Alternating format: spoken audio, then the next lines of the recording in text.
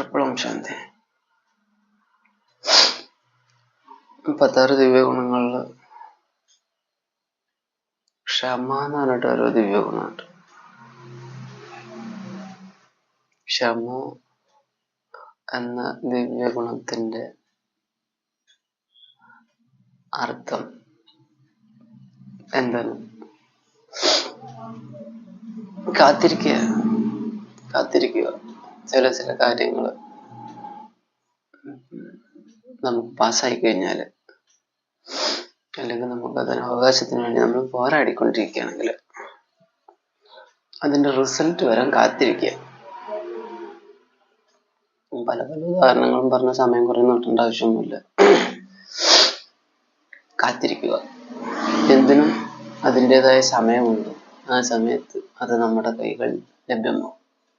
നമ്മുടെ കൈകളിൽ ലഭ്യമാവുന്നല്ല, മനസ്സിൽ ലഭ്യമാവും. അപ്പൊ നമ്മൾ നോർമലി ഒരു അടുത്തൊരാളായാലും ശരി, വളരെ ദാരിദ്ര്യത്തിലുള്ള ആളായാലും ശരി, ഉയരാൻ താല്പര്യം ഉണ്ടാവുമല്ലോ. ഉയരാൻ താല്പര്യം ഉണ്ടെങ്കിൽ എന്ത് ചെയ്യണം? കർമ്മം ചെയ്യണം. ഈ ഉയരാൻ താല്പര്യമുള്ളവൻ കർമ്മം ചെയ്യുമ്പോൾ എന്തുകൊണ്ട് ഞാൻ അങ്ങനെ ആയി എന്നുള്ള ക്വസ്റ്റ്യൻ ചോദിക്കുമ്പോൾ നമുക്ക് അതിനുള്ള ഉത്തരം പല ആധ്യാത്മിക വഴികളിലൂടെ കർമ്മം അതുകൊണ്ടാണ് അങ്ങനെ ആയത്, കർമ്മത്തിന്റെ ഫിലോസഫി അത് മനസ്സിലാക്കി, ജന്മജന്മാന്തരങ്ങളുടെ പാപം ഇതുകൊണ്ടാണ് ഇങ്ങനെ ആയത്, ഇത് മനസ്സിലാക്കിയിട്ട് പുണ്യം ചെയ്യാൻ ഇതിനെ പരിവർത്തനപ്പെടുത്തുക. പക്ഷെ ക്ഷമ വേണം. വളരെ ക്ഷമയോടെ കർമ്മം ചെയ്യുക, കാത്തിരിക്കുക. കാത്തിരിക്കൽ തന്നെയാണ് ക്ഷമ. ബ്രഹ്മകുമാരീസിലൂടെ, അഡ്വാൻസ്ഡ് ജ്ഞാനത്തിലൂടെ, അതല്ലെങ്കിൽ ഓം മണ്ഡലി പാർട്ടിയിലൂടെ, അതല്ലെങ്കിൽ വിഷ്ണു പാർട്ടിയിലൂടെ ഇനി അനവധി നിരവധി പാർട്ടികൾ വരികയും ചെയ്യും. ഇത്തരം പാർട്ടികൾ ഉണ്ടെങ്കിൽ ഇതിനെ തരണം ചെയ്തുകൊണ്ട് ഇതിനേക്കാൾ കുറച്ചുകൂടെ കൂടുതൽ അനുഭവം തന്നുകൊണ്ടോ മറ്റോ പാർട്ടികൾ ഇനി വരാനും സാധ്യതയുണ്ട്. ഇനിയും വരാൻ സാധ്യതയുണ്ട്. സമയം അതിൻ്റെ ഒരു തീവ്രഗതിയിലേക്കാണ് പോയിക്കൊണ്ടിരിക്കും. എല്ലാം കേട്ടോളൂ. ശരിയായ യോഗിക്ക് എന്ത് കേട്ടാലും എന്താ സംഭവിക്കും?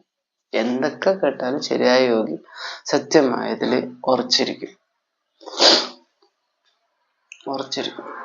അവരെ സംബന്ധിച്ച്, ശരിയായ യോഗിയെ സംബന്ധിച്ച്, ശരിയായ സത്യ അന്വേഷിയെ സംബന്ധിച്ച് അണുവിടെ